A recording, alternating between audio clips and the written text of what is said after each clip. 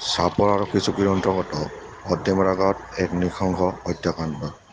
দুই পাখণ্ড পুত্ৰ ক্ৰমে কছেৰ আলী আৰু অহেদ আলীয়ে হত্যা কৰিলে নিজ পিতৃক। জানিব পৰা মতে পাৰিবাৰিক কন্দৰৰ কাৰণেই এই হত্যাকাণ্ড সংঘটিত হয়। হত্যাকাণ্ড সংঘটিত কৰি দুই পাখণ্ড পুত্ৰই পলায়ন কৰে যদিও ইতিমধ্যে আৰক্ষীৰ তত্বাৱধানত দুয়োটা পাখণ্ডকে কৰায়ত্ব কৰিবলৈ সক্ষম হৈছে। After conviction,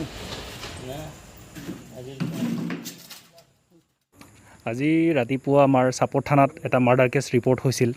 সেইমৰ্মে আমি গৈ ঘটনাস্থলীত আমি কৰণীয় কামবিলাক কৰিলোঁ।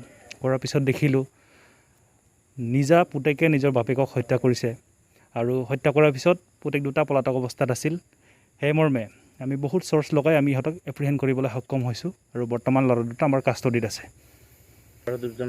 ল'ৰা দুজনৰ নাম হৈছে এজনৰ নাম কছেৰ আলী, আনজনৰ নাম অহেদ আলী।